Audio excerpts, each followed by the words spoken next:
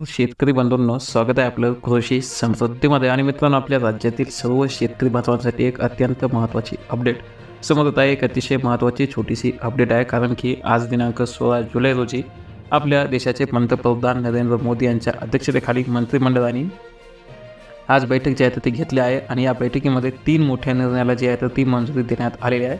तर यातील सर्वात मोठा आणि महत्त्वाचा जो निर्णय आहे तो आपल्या शेतकरी बांधवांसाठी आहे, आणि खास करून आपल्या देशातील कृषी अर्थव्यवस्था, त्यासोबत अक्षय ऊर्जा क्षेत्राला देशात बळकटी देण्यासाठी आणि केंद्रीय मंत्रिमंडळाने जे आहे तर हे निर्णय घेतले आहेत, ही पावले उचलली आहेत.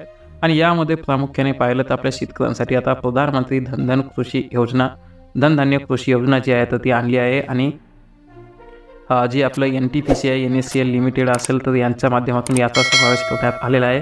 आणि या धनधान्य कृषी योजनेचं उद्दिष्ट जे आहे तर आपल्या शेतकऱ्यांच्या जीवनामध्ये बदल घडवून आणणे आहे.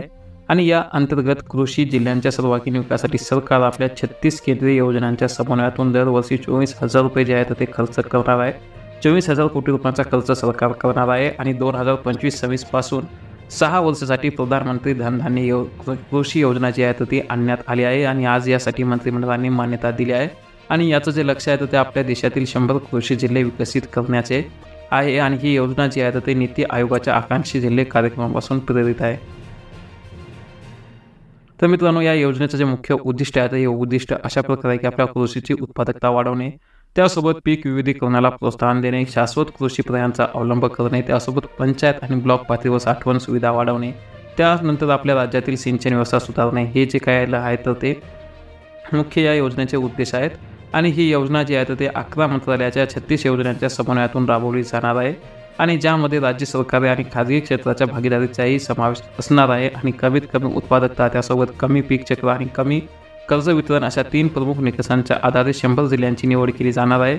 आणि प्रत्येक राज्यातील किमान एक जिल्हा यामध्ये समाविष्ट केला जाणार आहे. त्यासोबतच एक दुसरी महत्त्वाचा निर्णय म्हणजे की अक्षय ऊर्जा गुंतवणुकीसाठी NTPCला 20,000 कोटी रुपये जे आहेत ते देण्याचा निर्णय घेण्यात आलेला आहे. कारण की केंद्रीय मंत्रिमंडळाने अक्षय ऊर्जा क्षेत्रामध्ये विस्तार करण्यासाठी NLC म्हणजेच की इंडिया लिमिटेडला 7,000 कोटी रुपयांच्या गुंतवणुकीला मान्यता दिली आहे.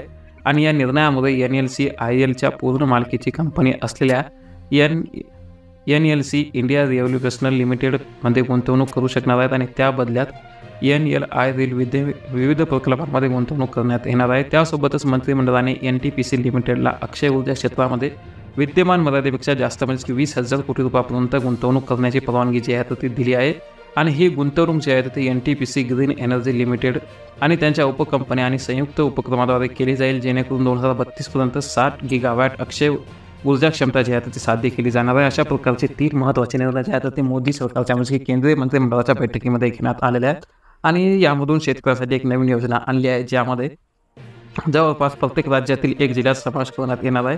आणि त्यामधून आपल्या शेतकऱ्यांची आर्थिक उन्नती साधण्याचा प्रयत्न जे आहे तर ते केला जाणार आहे. शेतकऱ्यांचं जीवनमान उंचावण्याचा प्रयत्न केला जाणार आहे. तर नेमकी योजना कशी असेल, कोण्या स्वरूपात असेल, यामध्ये शेतकऱ्यांना कशा प्रकारे फायदा होईल, याची संपूर्ण माहिती आपल्या जे आहे तशी माहिती जशी आपल्यापर्यंत पोहोचली जाईल. त्यासाठी चॅनल नवीन असाल नक्की सबस्क्राईब करा. सोबतचं बेल आयकॉन दाबायला सुद्धा अजिबात विसरू नका. धन्यवाद.